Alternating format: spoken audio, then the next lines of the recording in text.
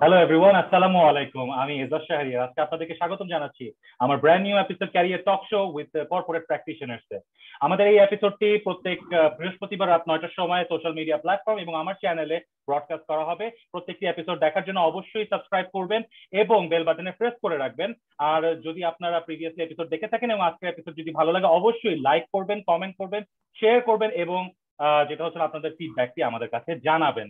So দর্শক, যেটা হচ্ছে আজকের আমাদের টপিক হচ্ছে অ্যাসেট ব্যাংকিং। তো অ্যাসেট ব্যাংকিং নিয়ে এছাড়া ইনভেস্টমেন্ট ব্যাংকিং নিয়ে, ক্রেডিট রিস্ক অ্যানালিসিস নিয়ে আজকে নতুনদের উদ্দেশ্যে আমাদের যে ডিগনিটারিজরা আছেন অতিথিরা তাদের বক্তব্য পেশ করবেন এবং তাদেরকে গাইডলাইন দিবেন, সাজেশনস দিবেন। তো আজকে আর দেরি না করে আমরা শুরু করছি। আমি প্রথমে আমার যে অতিথি রয়েছেন তার পরিচয়টি দিচ্ছি। প্রথম অতিথি হচ্ছে Debabrata Sarkar, senior manager AVP in Eastern Bank Limited. Debabrata Sarkar তিনি একটি লিডিং কমার্শিয়াল ব্যাংকে কাজ করেছেন সিন্স 2009।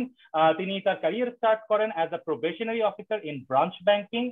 দেন তার 4 বছরের ক্রেডিট অ্যাডমিনিস্ট্রেশন ডিপার্টমেন্টে কাজ করার এক্সপিরিয়েন্স রয়েছে লোন অপারেশন বিভাগে। এছাড়া তিনি আরো 4 বছর কাজ করেছেন ক্রেডিট অ্যানালিস্ট হিসেবে রিটেল অর কনজিউমার লোন সেকশনে। তার এডুকেশন ব্যাকগ্রাউন্ড, তিনি বিবিএ করেছেন ব্যাঙ্গালোর ইউনিভার্সিটি ইন্ডিয়া থেকে, এমবিএ করেছেন স্ট্যানফোর্ড ইউনিভার্সিটি বাংলাদেশ থেকে এবং এসিবিএ করেছেন আইবিএ ইউনিভার্সিটি অফ ঢাকা থেকে। এছাড়া তার বিআইবিএম আছে ট্রেনিং অন রিস্ক ম্যানেজমেন্ট। আমার দ্বিতীয় dignitary Ashis Majumdar, financial analyst in Eastern Bank Limited. তিনি বর্তমানে ফাইন্যান্সিয়াল অ্যানালিস্ট হিসেবে কর্মরত রয়েছেন সিন্স 2014। তার অ্যারিনা অফ ওয়ার্ক হচ্ছে credit analysis in retail banking, credit card, consumer loans. তার রেসপন্সিবিলিটি গুলো হচ্ছে assessment of one's credit worthiness, provided information and the documents mitigating of bank risk and the fraudulent activities, even more making templates for financial towards approval authorities, and communicating with external and internal clients, complying all banking guidelines, banking policies. তিনি BIBM foundation training complete করেছেন EBL এ join করার পর 2014-এ। Recently তিনি successfully advance certificate in business administration complete করেছেন IBA university of Dhaka থেকে। He has a post graduation from University of Chittagong under Economics Department. আমাদের third ডিগনিটারি হচ্ছেন MD Farhaduzzaman, First Assistant Vice President, Islami Bank Bangladesh Limited. He is a visionary banker. In his career, he has ample experience in different banking activities such as general banking, investment, loans, and advances, and also international business. He is persistent, and for this, he always tries to help entrepreneurs to develop new projects, and thus it booms the economy. At present, as you know, he is working with the Islami Bank Bangladesh Limited, and he has completed both his master's and honors from Jagannath University, Department of Accounting and Information Systems. He also has an MBA degree majoring in finance. He started his career at the BRAC Bank Limited as a customer relationship officer in the year of 2004. So, দর্শকরা, আজকে আপনারা বুঝতেই পারছেন যে আমাদের যারা dignitaries আছেন তারা ডেফিনেটলি ওয়েল কোয়ালিফাইড, এন্ড তাদের কাছ থেকে যারা নিউ ক্যারিয়ার এনথুজিয়াস্ট আছেন বা ফ্রেশার্স আছেন অথবা যারা স্টার্টিং সেকশনে আছেন বা স্টার্টিং রোলে আছেন ব্যাংকিং সেক্টরের অ্যাসেট ডিভিশন বা investment banking, what ever it is, তাদের জন্য কিন্তু খুবই হেল্পফুল একটি এপিসোড হবে। তো আমি আমার সকল ডিগনিটারিজদেরকে ওয়েলকাম জানাচ্ছি আমার এপিসোডে। তো আজকের শোতে আমরা তো বেসিকলি হলো আপনাদের এক্সপিরিয়েন্সের উপর বেস করে যারা ফ্রেশার আছে তাদের জন্য একটি ক্যারিয়ার গাইডলাইন বা একটি যেটা হচ্ছে সেলফ ডেভেলপমেন্টের ওয়ে করে দেওয়া হচ্ছে। তো সেই ক্ষেত্রে আমরা আপনাদেরকে কিছু কোয়েশ্চেন করব আমি, এবং সেই কোয়েশ্চেনের আনসারের বেসিসে যারা ফ্রেশার্স আছেন তারা তাদের ক্যারিয়ার ডেভেলপমেন্টের ওয়েটা খুঁজে নেবে। তো আমি আমার প্রথম প্রশ্নটি দেবদা আপনার কাছে আমি করছি, সেটা হচ্ছে আপনি অনেক বছর ধরে রিটেল লোনের সাথে রিলেটেড আছেন। Retail loan is a kind of marketing. তো কাদের অ্যাকচুয়ালি এই সেক্টরটাতে আসা উচিত ব্যাংকিং এর এবং শাইন করতে পারবে কিভাবে, সেই বিষয়ে যদি একটু কিছু মন্তব্য করতেন। থ্যাংক ইউ আজিজ ভাই, সবাইকে ধন্যবাদ। আমি প্রথমেই শুরু করব যে আমাদের যারা ফ্রেশ গ্রাজুয়েট আছেন নর্মালি তারা যখন ব্যাংকিং ক্যারিয়ার শুরু করে, first of all they need, আমি বলবো প্যাশন থাকতে হবে।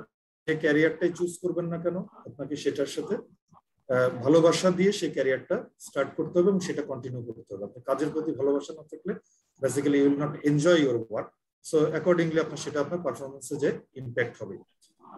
এখন আসি আমরা আসলে ক্যারিয়ারটা শুরু করি কিভাবে। একটা আমাদের যারা ফ্রেশ গ্রাজুয়েট আছে এটা নর্মালি তিন ধরনের প্রেশার ফিল করে। একটা থাকে তার পারিবারিক প্রেশার, একটা থাকে সামাজিক প্রেশার, আর একটা থাকে তার অর্থনৈতিক প্রেশার। অনেক ক্ষেত্রে আছে যে আমাদের অ্যাসপেক্টে আমরা কিন্তু ক্যারিয়ার নিজে থেকে চুজ করে নেওয়ার মতো আসলে অপশনও থাকে না। সেক্ষেত্রে হয়তো বা আমরা ক্যারিয়ারটা শুরু করছি ব্যাংকার হিসেবে, ইন্টেনশনালি হোক আনইনটেনশনালি হোক, আমরা কিন্তু ঢোকার পর থেকে আমার প্যাশন বা আমার ফোকাস কিন্তু অন ডট থাকা উচিত। এখন আসি আমি আমার এক্সপেরিয়েন্স থেকে আমি বলি, যিনি ব্যাংকে ঢুকছেন বা ব্যাংকার হিসেবে ক্যারিয়ার শুরু করছেন, তার ফার্স্ট অ্যান্ড ফরমোস্ট কাজ হচ্ছে নিজের স্মার্টনেস এবং নিজের পার্সোনালিটিটাকে ক্যারিয়ারের মধ্যে ফুটিয়ে তোলা। এখন স্মার্টনেস বলতে আসলে আমরা কি বুঝি? স্মার্টনেস কিন্তু ডাজন্ট মিন যে আপনি অনেক কস্টলি ড্রেস পরবেন, আপনাকে দেখতে অনেক সুন্দর হতে হবে। এটা সমস্ত কিছু আমাদের হাতে থাকে না। বাট এখানে একটা জিনিস থাকতে হবে, সেটা হচ্ছে আপনার পার্সোনালিটিটাকে ক্যারি করতে হলে, আপনার স্মার্টনেসটাকে ক্যারি করতে হলে well dressed, well ম্যানার্ড, well personality maintain, এই জিনিসটা আপনাকে মেনটেন করতে হবে। কেন? দেখেন, আপনি আপনার অর্গানকে কিন্তু রিজেম্বল করেন। একটা কাস্টমারকে আপনি নিজে থেকে মিট করেন অথবা কাস্টমার আপনাকে এসে মিট করুন, উনি কিন্তু ডাইরেক্ট অর্গানাইজেশন চেনে না, আপনাকে দিয়ে উনি অর্গানাইজেশনটা চিনবেন। সো আপনার পার্সোনালিটি আপনার অর্গানাইজেশনের ভ্যালু আপ করবে, ডাউন করবে। সো আপনাকে সেই দিক থেকে চিন্তা করতে গেলে আপনাকে কিন্তু আপনার পার্সোনালিটি দিয়েই কাস্টমারকে ক্যারি করতে হবে বা ধরে রাখতে হবে। সেকেন্ড আর একটা জিনিস হচ্ছে, আমাদের এই ছোট ইকোনমিতে, এই ছোট একটা কান্ট্রিতে almost more than 60 banks we are running right now. তো সব ব্যাংকেরই আপনি যদি প্রোডাক্ট দেখেন, প্যারামিটার দেখেন, অলমোস্ট সেম। তাহলে আমাদেরকে ডিফারেন্সিয়েট করবো কিভাবে? বিং এ ব্যাংকার আমাকে ডিফারেন্সিয়েট করবো কিভাবে? অথবা ফ্রম অর্গানাইজেশন পার্সপেক্টিভ থেকে আমি আমার অর্গানাইজেশনকে ডিফারেন্সটা ক্রিয়েট করবো কিভাবে? সেটার একমাত্র ওয়ে হচ্ছে আপনার পার্সোনালিটি, আপনার প্রেজেন্টেশন, এবং আপনি কিভাবে কাস্টমারকে ডিল করছেন for how long. So there is nothing shortcut, you have to survive. যেহেতু আমরা জানি আমাদের রিটায়ারমেন্ট এজ 60, আমরা গ্র্যাজুয়েশনের পরপরই খুবই ইয়াং এজে ব্যাংকে ঢুকি।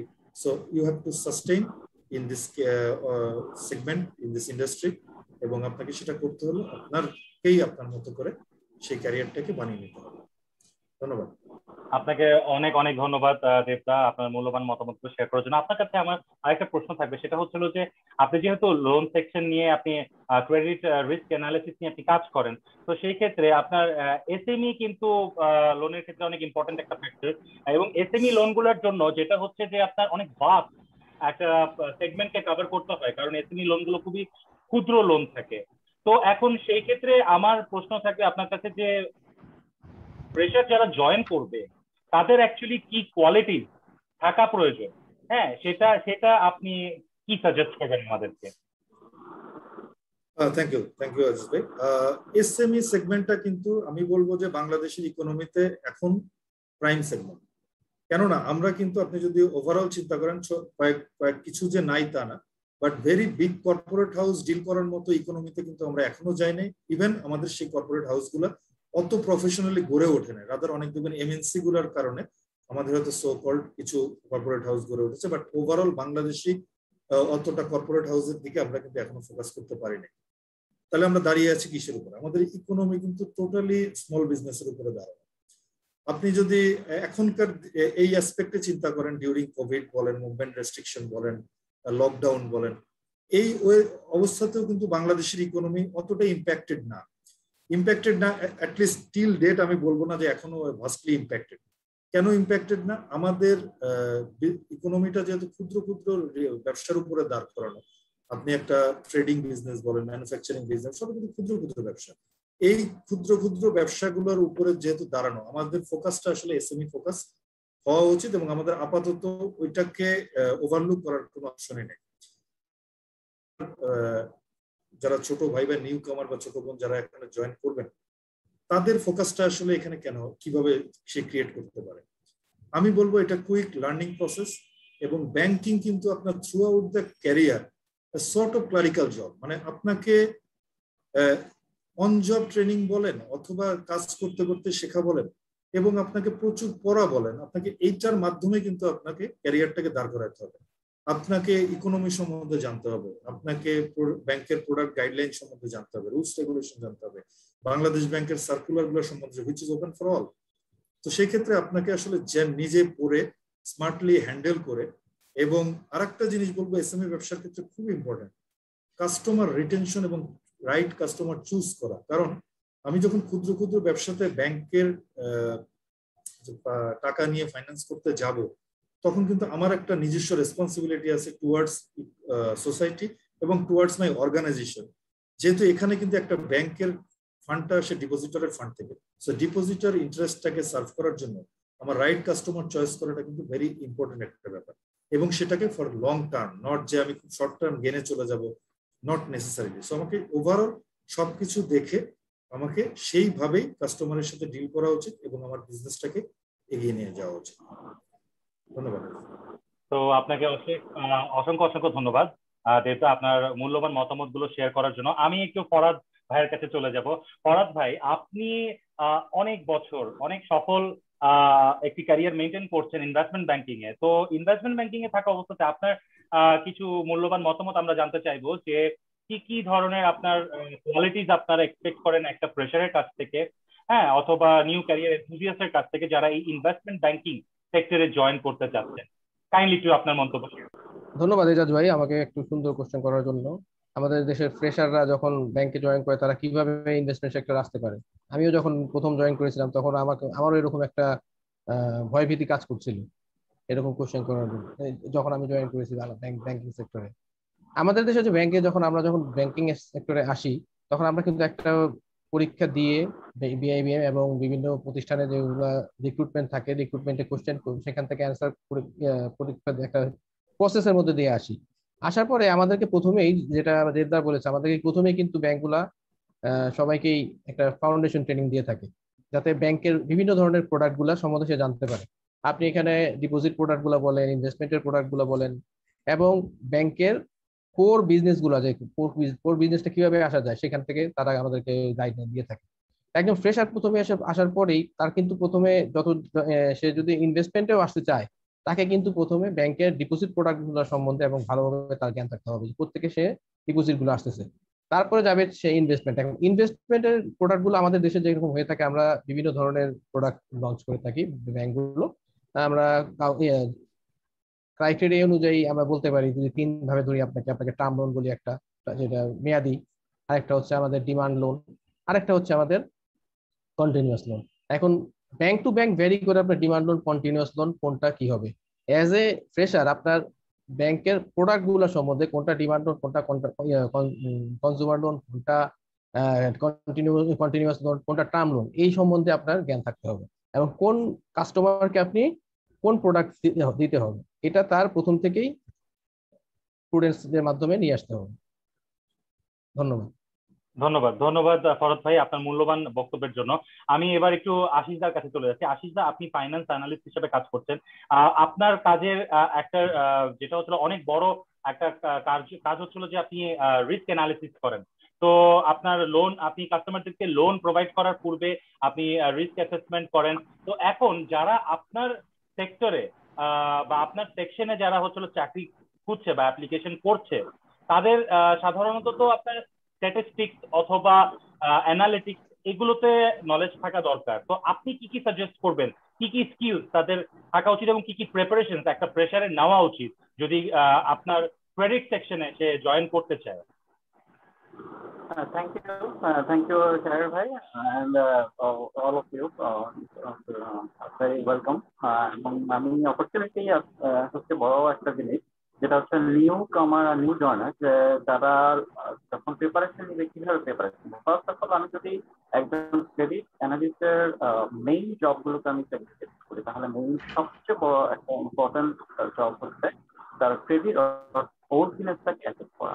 ক্রেডিট অরিজিনেসের প্যারামিটার গুলো অনেকগুলো থাকে, এবং আপনি কি ইন্ডিভিজুয়াল পার্সপেক্টিভে দিচ্ছেন, আপনি কি রিভলভিং ফ্যাসিলিটি দিচ্ছেন, নাকি নন রিভলভিং ফ্যাসিলিটি দিচ্ছেন, নাকি একটা কোম্পানিকে দিচ্ছেন। ইন্ডিভিজুয়ালের ক্ষেত্রে দিলেও অনেক সময় কোম্পানির কি অবস্থা, আমার ইকোনমি কি অবস্থা, এই সমস্ত কিছু যাচাই করতে হয়, জানতে হয়, এবং সেটা সম্পর্কে একটা নলেজ রাখতে হয়। আর সবচেয়ে আরেকটা জিনিস, আপনি যেই প্রোডাক্টের আপনি ভিত্তি হিসাবে ধরে নিয়ে যেই মানুষকে আপনি অ্যাসেসমেন্ট, যে প্রোডাক্ট ফাইলকে আপনি অ্যাসেস করছেন, সেই প্রোডাক্টটা পারপাসটা কি এবং কোন প্রোডাক্টটা কোন ওয়েতে ক্রিয়েট করা হচ্ছে ট্রেডটা, এটা আপনাকে জানতে হবে এবং সেক্ষেত্রে অবশ্যই কমপ্লায়েন্স মেনটেন করতে হবে এবং আপনাকে রেগুলেটরি বাংলাদেশ ব্যাংক এবং ব্যাংকের রেগুলেটরি ইস্যুস গুলো জানতে হবে, পলিসি জানতে হবে। আর এইটা জানাটা আমার কাছে মনে হয় খুব একটা যে কঠিন কাজ না। আসলে ব্যাংকিং এই ধরনের ক্ষেত্রে একটা রকেট সায়েন্স। আমি মনে করি এটা কোনো রিসার্চ বেস কোনো এমন জটিল কোনো কাজ না যেটা নিউ জনেরা আজকে ভয় পাবে।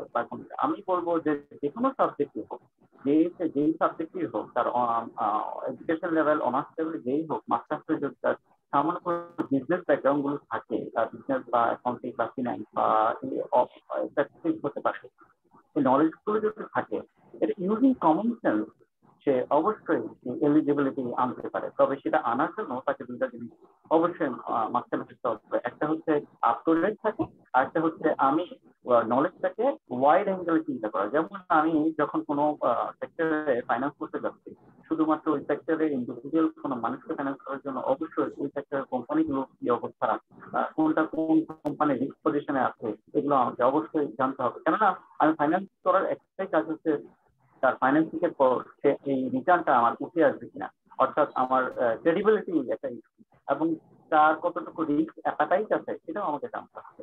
আর এগুলো জানার জন্য আমি মনে করি তার বেসিক নলেজ এবং তার ইকোনমিক নলেজ এবং কমন সেন্স এইগুলো জানার পাশাপাশি তাকে প্রোঅ্যাক্টিভ হতে হবে। প্রোঅ্যাক্টিভ হতে গেলে তাকে বাংলাদেশ ব্যাংক প্রুডেন্সিয়াল গাইডলাইন জানতে হবে, তাকে সবসময় আপ টু ডেট থাকতে হবে। তার যেমন কি ইকোনমিক চেঞ্জ গুলো আছে, কোন কোন ইয়েতে রেশিও গুলোতে জানতে হবে, যেমন বিজনেস রেশিও গুলো, ফিনান্সিয়াল রেশিও, ব্যাংকিং রেশিও গুলো বা যে টার্ম গুলো আছে, এগুলো আগে থেকে জানা থাকলে একটা মানুষের প্রোঅ্যাক্টিভ কমন সেন্স থাকলে অবশ্যই সে খুব দ্রুত থিঙ্ক করতে পারে।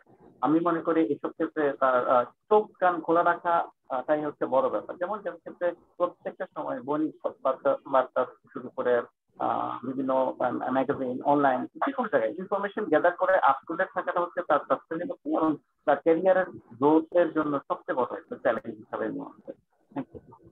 Thank you so much Ashis দা আপনার মতামত শেয়ার করার জন্য।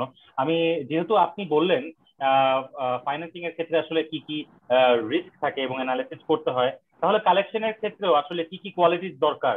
কাস্টমার একদিকে আপনার ডিসস্যাটিসফাইড হবে না এবং কালেকশন অফিসাররাও ব্যাংকের লোন যে ব্যাড ডেটস গুলো থাকে সেটাও রিকভারি করতে পারবে। সেই ক্ষেত্রে আপনি কি পরামর্শ দিবেন ফ্রেশারদের উদ্দেশ্যে? আসলে একজন কালেকশন অফিসারের মেইন চ্যালেঞ্জ হচ্ছে আলটিমেটলি লোনটা ক্লাসিফিকেশন হাত থেকে রক্ষা করা, as well as revenue generate করা এবং কাস্টমারের তাকে বোঝানো যে আপনি যদি পেমেন্টটা না করেন তাহলে আপনার কি পরিণতির সামনে হতে পারে, এগুলো সম্পর্কে জানানো। এবং এই কালেকশন টিমের অফিসারদের বড় একটা স্কিল আমি মনে করবো কমিউনিকেশন স্কিল। একটা মানুষের কমিউনিকেশন স্কিল থাকা, একটা হচ্ছে ধৈর্য থাকা। এই দুইটা জিনিস যদি কোনো নিউ জার্নালের মধ্যে থাকে এবং সেই ধরনের স্মার্টনেস তার, এবং দেবটা একটা সবসময় বড় কথা দিচ্ছেন যে স্মার্টনেস আসলে ড্রেস বা কোনো ধরনের গেস্টারে না, তার মাইন্ডসেট নিয়ে আসতে হবে। এবং তাকে অবশ্যই জানতে হবে যে আমি তাকে যেই কাস্টমারের সাথে আমি কথা বলছি তাকে ব্যাংক পলিসি, গাইডলাইন এবং ব্যাংক রেগুলেশন সেই নলেজটা জেনে নিয়ে কোন স্ট্যাটাসে সেই ক্লাসিফিকেশন হচ্ছে, কোন স্ট্যাটাসে ক্লাসিফিকেশন কোন পর্যায়ে আছে, সেই বাকেট অনুযায়ী তাকে কাস্টমারকে ট্রিট করতে হবে। আর এই ট্রিট সাইন্সে জানার জন্য একজন ব্যাংকার যখন এই সেগমেন্টে বা এই লাইনে কাজ করতে যাবেন তাকে অবশ্যই ধৈর্যশীল, এটা একটা বড় গুণ। এবং আরেকটা হচ্ছে কমিউনিকেশন স্কিল। আমি মনে করবো এই দুটো জিনিস থাকলেই একটা মানুষ এই জায়গায় যেতে পারবেন এবং সামনে এগিয়ে যেতে পারবেন। অসংখ্য অসংখ্য ধন্যবাদ আশিস দা। আমি দেবদার কাছে একটু চলে যাব। দেবদা, আপনি তো যেটা হচ্ছে অ্যাসেট ব্যাংকিং নিয়ে অনেক বছর ধরে কাজ করছেন। তো একজন এক্সিস্টিং ব্যাংকার নতুন ক্যারিয়ার স্টার্ট করেছে, সেটা হতে পারে জেনারেল ব্যাংকিং বা অন্য যে কোনো ডিভিশন, সেখান থেকে সে যদি অ্যাসেট ব্যাংকিং এ তার ক্যারিয়ার সুইচ করতে চায় তাহলে সেক্ষেত্রে আপনার পরামর্শ কি থাকবে বা কি কি কোয়ালিটি রিকোয়ারমেন্টস তাকে ফুলফিল করতে হতে পারে? ধন্যবাদ ধন্যবাদ। অ্যাসেট ব্যাংকিং এ আমরা আসলে এটাকে কয়েকটা ভাগে ভাগ করা যায়। প্রথম যদি আমি অ্যাসেট বিজনেস এর কথা বলি, যদি কেউ অ্যাসেট বিজনেস আসতে চায়, আসলে আমাদের ব্যাংকারদের মধ্যে না মানে সবচেয়ে আগে দরকার হচ্ছে আপনার কমফোর্ট জোন থেকে বের হয়ে আসার টেন্ডেন্সিটা গ্রো করা। আপনি খুব খেয়াল করে দেখবেন, অথবা আমি ক্যারিয়ারে যেটা দেখা, আমরা নর্মালি যে যেখানে বা যে ডিপার্টমেন্ট গুলোতে জয়েন করে, স্পেশালি সেন্ট্রালাইজ ব্যাংক গুলোর ক্ষেত্রে তো আরো একটা উপরে, বিকজ খুবই সেগমেন্টেড ওয়েতে ব্যাংকিং করা হয়, যে যেখানে পোস্টিং পায় সে ওখানে কাজ করতে থাকে, পরবর্তীতে হয়তো তার কাছে অপরচুনিটি আসে। বাট বাই দিস টাইম যেটা হয়, আমরা যে যে কাজটা করতে থাকি সেই কমফোর্ট জোনের মধ্যে, এটা খালি ব্যাংকিং ক্যারিয়ারে না, এটা থ্রু আউট যে কোনো মানুষের লাইফের ক্ষেত্রে হতে থাকে, সে ওই কমফোর্ট জোনের মধ্যেই কাজ করতে চায়, বিকজ সে ওই পরিস্থিতিটা জানে। রাদার আমি বলবো যে কমফোর্ট জোন থেকে বের হয়ে এসে আমাদের বিভিন্ন সেগমেন্ট গুলাকে চেক ব্যাক করা, এটা প্রথম কথা। সেকেন্ড হচ্ছে অ্যাসেট বিজনেসে আসার জন্য আমাদের একটা বিরাট প্রেশার থাকে, কিন্তু এটাকে ম্যানেজমেন্ট প্রেশার বলেন, ওভারঅল ইকোনমিক প্রেশারই বলেন। ব্যাংকের বিজনেস বাড়ানো, এখন ব্যাংকের বিজনেস বাড়ানোর জন্য আমাদেরকে কিন্তু ম্যানেজমেন্ট থেকে এক ধরনের টার্গেট অ্যাসাইন করা হয়। এখন টার্গেটের পিছনে দৌড়াতে যে দেখা যায় যে আমরা আসলে অনেক কিছুতে ফোকাস হারিয়ে টার্গেটটাকেই মেনলি ফোকাস করে ফেলি। রাদার আমি বলবো যদি কেউ অন্য ডিপার্টমেন্ট থেকে আসতে চায়, দুইটা জিনিস তার মাথার মধ্যে নিয়ে এসে এটাকে ইনবিল্ড করা উচিত ওই বিজনেস। ফার্স্ট, তার অ্যানালিটিক্যাল ক্যাপাসিটি, তার অ্যানালাইসিস ক্যাপাসিটি থাকতে হবে, যে আমি যে বিজনেসটাকে প্রপোজ করতে যাচ্ছি সেই বিজনেসটা আসলে কি রকম, কাস্টমারের রিপেমেন্ট বিহেভিয়ার কেমন হতে পারে, কাস্টমারের ক্রেডিট ওয়ার্দিনেস কেমন হতে পারে, এই কাস্টমার আজকে লোন নেওয়ার পরে আমার ব্যাংকে রিপেমেন্টের সময় তার সেম নেচার থাকবে কিনা। স্পেশালি এখনকার সময় আমি বলতেছি নিউ নর্মাল সিচুয়েশন যেটাকে আমরা বলতেছি আফটার কোভিড, বা এখন উইদিন কোভিডই বলবো, আমি এখন আফটার কোভিড বলবো না, উইদিন কোভিডই বলবো, এখন কিন্তু এই জিনিসটা আরো জরুরি হয়ে গেছে।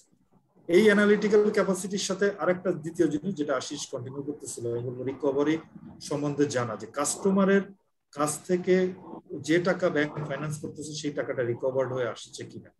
এখন এটা করার জন্য কিন্তু কাস্টমারের ক্রেডিট ওয়ার্দিনেস যেমন জানা দরকার, কাস্টমারকে রিপেমেন্ট প্র্যাকটিসের মধ্যে রাখাটাও কিন্তু জরুরি। অ্যাডিশনালি আমি বলবো কাস্টমারের সাথে রিলেশন রাখাটা জরুরি, তাকে রিলেশনের মধ্যে রেখে তার কাছ থেকে আমার রিপেমেন্টটা এনশিওর করা, এবং লং টার্ম যেন কাস্টমার আমাদের সাথে থাকে, not for short term gain, কিন্তু লং টার্ম যেন কাস্টমার আমাদের সাথে থাকে সেটার প্রতি এমফাসাইজ করা।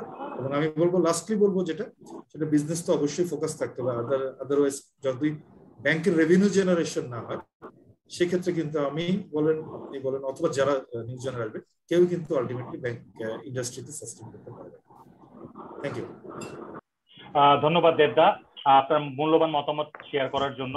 আমি একটু ফরাদ ভাইয়ের কাছে চলে যাই। ফরাদ ভাই, একজন এক্সিস্টিং ব্যাংকার তার ক্যারিয়ার যদি ইনভেস্টমেন্ট ব্যাংকিং এ পার্সু করতে চায়, যেহেতু আপনি ইনভেস্টমেন্ট ব্যাংকিং এ অনেক বছর ধরে চাকরি করছেন এবং সাকসেসফুলি এস্টাবলিশড, তো সেই ক্ষেত্রে কোয়ালিটিজ বা প্রিরিকুইজিটস গুলো কি কি হওয়া উচিত? ধন্যবাদ এজাজ ভাই এত সুন্দর একটা কোশ্চেন করার জন্য।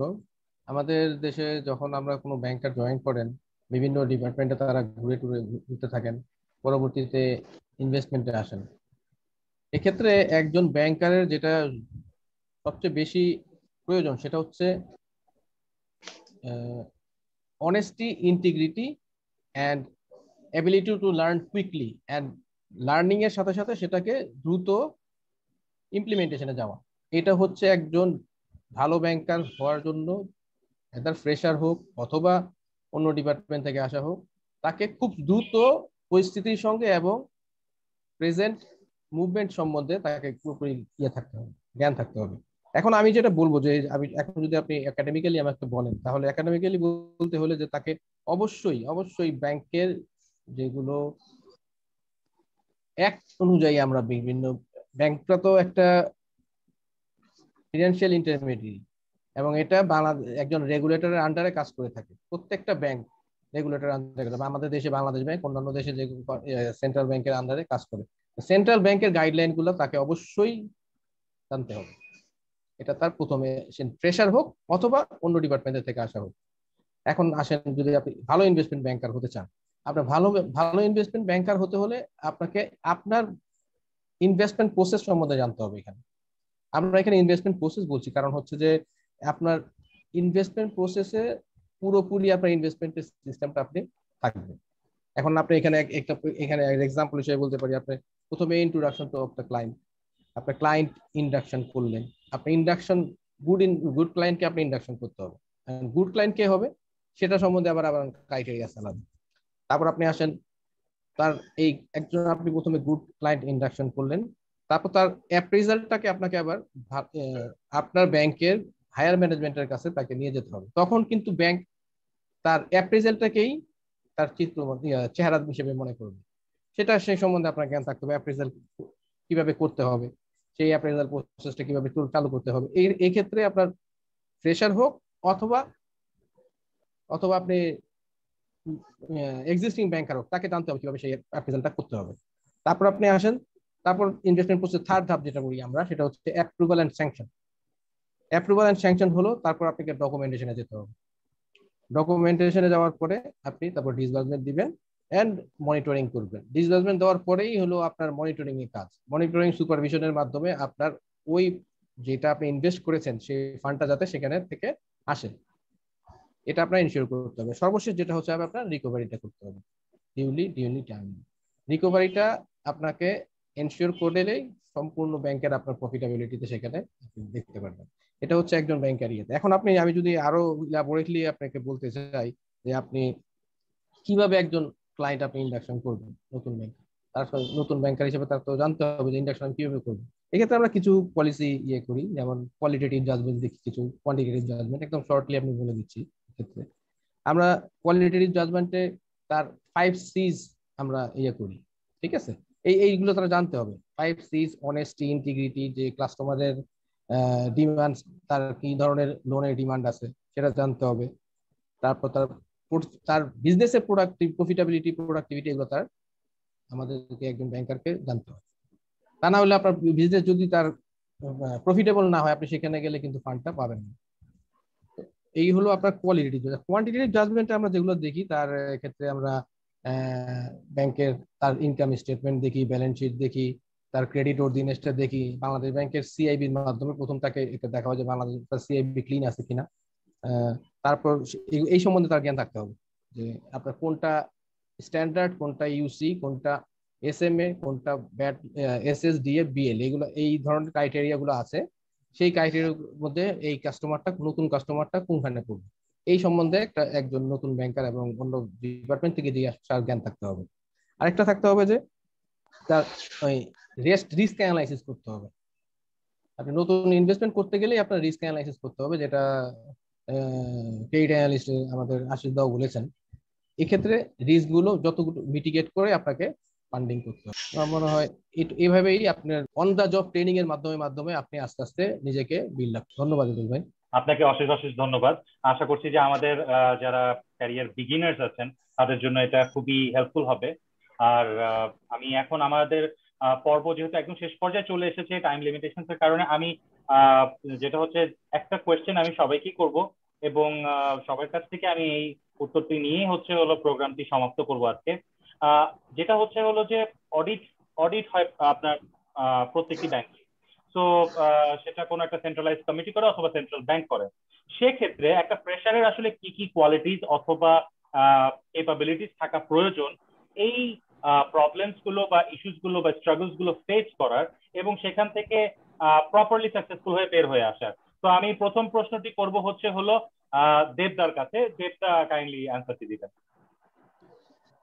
থ্যাংক ইউ আজিজ ভাই। আচ্ছা, অডিটের ব্যাপারটা আসলে দুই সাইড থেকে হয়। বেসিক্যালি প্রতিটা ব্যাংকের একটা নিজস্ব অডিট টিম থাকে যারা ইন্টারনালি এটাকে অডিট করে তার ব্যাংকের কার্যক্রমটাকে প্রপার রাখে। এর পরবর্তীতে আবার বাংলাদেশ ব্যাংক অডিট হয়, সেটাকে আমরা বলি এক্সটার্নাল অডিট বা বাংলাদেশ ব্যাংক অডিট। এটা ভাইস চলতে থাকে আর কন্টিনিউয়াসলি। এখন আসলে ফ্রেশারের কাজটা কি? ফ্রেশারের কাজকে প্রথমে আসলে জানতে হবে যে আমি যদি অ্যাসেট বিজনেস পার্সপেক্টিভ থেকে বা অ্যাসেট অ্যানালাইসিসের পার্সপেক্টিভ থেকে বলি, প্রথমে জানতে হবে একটা ব্যাংক লোন দেয় কিভাবে বা একটা অ্যাসেট বিল্ড আপ করে কিভাবে। এখন এটার জন্য প্রতিটা ব্যাংকের কিন্তু একটা নিজস্ব সেট রুলস রেগুলেশন থাকে এবং এই সেট রুলস রেগুলেশনটা কিন্তু based on Bangladesh Bank guideline, prudential guideline, income assessment guideline এবং time to time BRPD circular যেগুলো আসে on the basis of that means একটা ফ্রেশারের ক্ষেত্রে ফার্স্ট এন্ড ফরমোস্ট কাজ হচ্ছে তার ব্যাংকের নিজস্ব গাইডলাইন গুলো সম্বন্ধে জানা এক, এবং as well as Bangladesh bank কি ধরনের গাইডলাইন ইম্পোজ করেছে এবং সেটার উপরে বেসিস করে ব্যাংক কিভাবে সেটাকে বিল্ড আপ করেছেন ওন গাইডলাইন, সেটাকে জানা। তো জানার জন্য আসলে আলটিমেটলি আমি বলবো যে আপনার জানার জন্য ওয়ার্ক বেসিসে মানে আপনার অন জব কাজ করা প্লাস পড়ালেখার বাইরে তো আসলে আমাদের কাছে কোনো ওয়ে নাই। সো আপনাকে পড়তে হবে, জিনিসটা সম্বন্ধে জানতে হবে। একই সাথে আপনাকে এটাও মাথায় রাখতে হবে, অল রুলস রেগুলেশন গাইডলাইন বা set by Bangladesh bank is open for all the citizen in Bangladesh. So তারা কিন্তু ওয়েবসাইট থেকে, এখন কিন্তু কাস্টমারও অনেক বেশি আমি বলবো স্মার্ট বলেন, অনেক বেশি অ্যাওয়ার বলেন, অনেক বেশি প্রুডেন্ট। সো তাদের সাথে আপনাকে নিজেকে খাপ খাওয়াতে হলো, বিং এ নিউ ব্যাংকার, আপনার নিজের আমি বলবো নলেজ এনরিচ করা ছাড়া এবং প্রতিটা সেট গাইডলাইন্স কে প্রপারলি আমরা যাচ্ছি কিনা সেটাকে এনশিওর করা ছাড়া আমার কাছে কোনো ওয়ে নাই। আর লাস্টলি আমি বলবো যে আপনার কাছে আসলে কোনো শর্টকাট ফর্মুলাও নাই। আপনাকে ব্যাংকের সমস্ত কিছু রুলস রেগুলেশন ঠিক রাখতে হলে আপনার ডিউ ডিলিজেন্স কমপ্লাই করা ছাড়া বা ডিউ ডিলিজেন্স অ্যাপ্লাই করা ছাড়া আপনার কাছে কোনো অপশন নাই। কারণ আপনার কাছে কিন্তু এমন কোনো জিনিস নাই যে আপনি কোনো চোর ধরতে বসছেন বা আপনি কোনো ক্রিমিনাল কে ধরতে বসছেন। আপনার কাজ কিন্তু ক্রিমিনাল ধরা বা চোর ধরা না। আপনার কাজ হচ্ছে আপনাকে যে সেট কাজটা দেওয়া হয়েছে আপনার অল রুলস রেগুলেশন মেনটেন করে প্রপারলি ডিউ ডিলিজেন্স মেনটেন করে করা হয়েছে কিনা, দ্যাটস অল। এইটুকু যদি এনশিওর থাকে আমরা কিন্তু অ্যাক্ট অনুযায়ী, বাংলা প্রচলিত আইন অনুযায়ী কিন্তু আমরা যথেষ্ট পরিমাণে সুরক্ষিত থাকবো। সো আমি বলবো যে লার্নিং প্রসেসটাকে ফাস্টার করা এবং বেশি বেশি পড়া এবং জানা। থ্যাংক ইউ দেবদা for sharing your valuable experience. আমরা আশিস দার কাছে চলে যাই। আশিস দা, আপনি যেহেতু ক্রেডিট রিস্ক অ্যানালিসিস করেন, সো সেই ক্ষেত্রে সেই পার্সপেক্টিভ থেকে আসলে অডিট ফেস করার জন্য কি কি কোয়ালিটি থাকা দরকার একটা ফ্রেশারের কাছে, সেটার ব্যাপারে একটু শেয়ার করবেন আপনার মতামত। Thank you. আসলে দেবদা যথার্থই বলেছেন যে একটা যে কোনো ব্যাংকারে, যে কোনো ফিল্ডে হোক, যে কোনো পার্সপেক্টিভে হোক, যে কোনো জায়গায় হোক, তার বাংলাদেশ ব্যাংকের গাইডলাইন, নিজের ব্যাংকের পলিসি গাইডলাইন, এটা না জেনে কোনো কাজে এগোনো বা কাজটা কতটুকু সাকসেসফুল হলো এটাকেই যারা অডিটে থাকে এটা অবজারভেশন দিবেন, এটা ইন্টারনাল হোক বা এক্সটার্নাল হোক। বাট আমি একটু অ্যাড করতে চাই থেকে, মানে আমি ক্রেডিট অ্যানালিস্ট যারা, তাদেরকে আমি যদি বলি যে ওই ধরনের মানুষদের কতটুকু, কোন দুইটা জায়গায় আমি অ্যাড করতে চাই। বাংলাদেশের গাইডলাইন হিসেবে তো সবগুলো আছেই।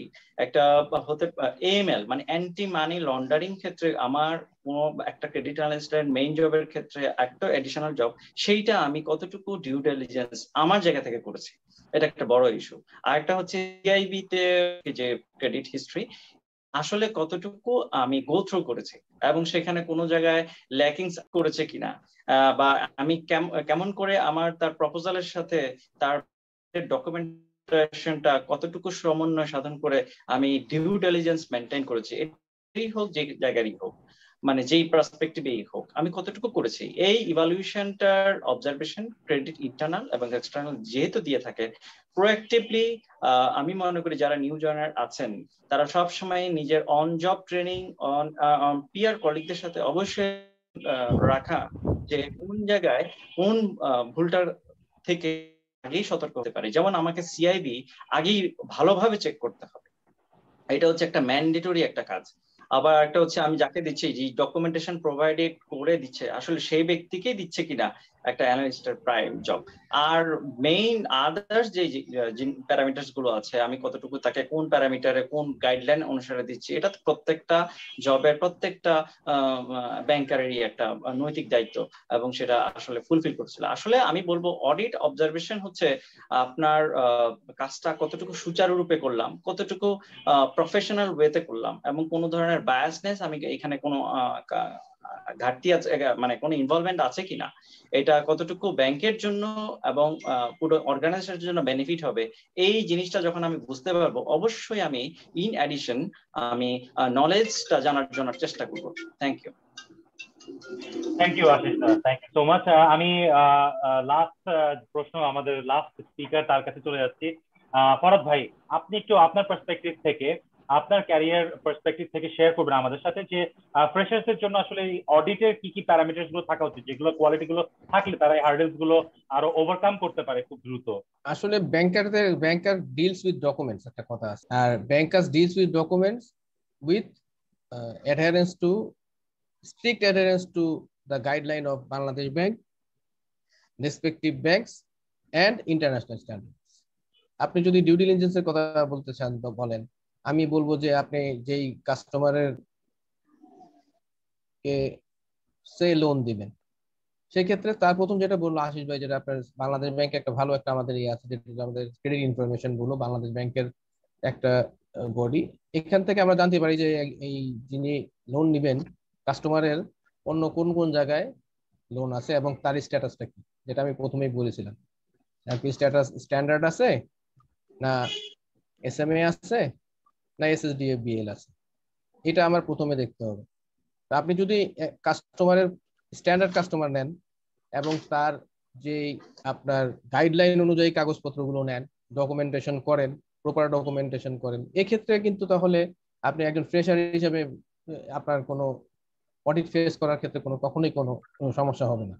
আপনাকে প্রথমে জানতে হবে যে আমি যে কাজটা করছি সেই কাজটা কতটুকু নিজে প্রুডেন্টলি কাজ করছি। আমাদের ক্ষেত্রে দেখা যায় যে প্র্যাকটিক্যাল লাইফে যেটা বলা হয় যে আমরা খুব দ্রুত কাজ করতে থাকি, যেসব ম্যাক্সিমাম ব্যাংকেই আমরা খুব প্রেসারে থাকি। কিন্তু আপনাকে ভুলে গেলে চলবে না, আপনি যত প্রেসারেই থাকেন আপনি ডকুমেন্টস এর কোনো রকমের ঘাটতি রাখা যাবে না, এবং ডকুমেন্ট গুলা as per SOP as per guideline আপনি সবসময় নিতে হবে। এবং এইভাবে আপনি যদি নিয়ে থাকেন, প্রপার সিগনেচার করেন, ডকুমেন্টেশন করেন, এক্ষেত্রে অডিটে ফেস করার ক্ষেত্রে আপনার কোনো সমস্যা হবে বলে আমি মনে করি না। এবং এক্ষেত্রে প্রথমে যেটা বলা হয়েছে যে আপনার এখানে কোনো সেট রুল নাই, কোনো কিছু রকেট সায়েন্স নাই, আপনার প্রুডেন্স এবং আপনার কাজের প্রতি একাগ্রতা, এখানে আপনার প্রকাশ পাবে। আপনার আপনার আপনার ইন্টারনাল অডিট হোক, এক্সটার্নাল অডিট হোক, অথবা বাংলাদেশ ব্যাংক অডিট হোক, যে কোনো অডিটই আপনার কাছে আসুক না কেন, আপনার এসওপি অনুযায়ী যদি আপনি কাজ করেন তাহলে আপনার এক্ষেত্রে কোনো সমস্যা হবে না। আমি আমার নতুন ফ্রেশার এবং যারা ব্যাংকার আছেন, নতুন ব্যাংকার ইনভেস্টমেন্টে আসতে চান, তাদেরকে আমার পরামর্শ থাকবে। ধন্যবাদ। অসংখ্য অসংখ্য ধন্যবাদ ফরহাদ ভাই, আপনি অনেক ভ্যালুয়েবল কথা বলেছেন, সেটা ডেফিনেটলি ফ্রেশার্স বা নিউ জয়েনি তাদের জন্য আসলে অনেক বেশি কাজে আসবে। তো আজকে আমাদের দর্শকরা হয়তো দেখেছেন যে আমাদের ডিগনিটারিজটা হচ্ছিল অ্যাসেট ব্যাংকিং, ইনভেস্টমেন্ট ব্যাংকিং, এই রিলেটেড সেক্টর নিয়ে, ক্রেডিট রিস্ক অ্যানালিসিস, এগুলো নিয়ে কথা বলেছে। এবং ডেফিনেটলি হয়তো বা যারা এই সেক্টরগুলোতে ব্যাংকিং এর স্পেশালি এই সেক্টরগুলোতে হচ্ছে ক্যারিয়ার বিল্ড আপ করতে চাচ্ছেন, গ্রো করতে চাচ্ছেন, তাদের জন্য ডেফিনেটলি কাজে আসবে। তো আজকে আমাদের প্রোগ্রামটি এখানেই সমাপ্ত করতে হচ্ছে। তো আমরা আমাদের সকল ডিগনিটারিজকে থ্যাংক ইউ জানাচ্ছি আমাদের প্রোগ্রামে অ্যাটেন্ড করার জন্য। আজকে এই পর্যন্তই। ভালো থাকবেন, সুস্থ থাকবেন। আল্লাহ হাফেজ।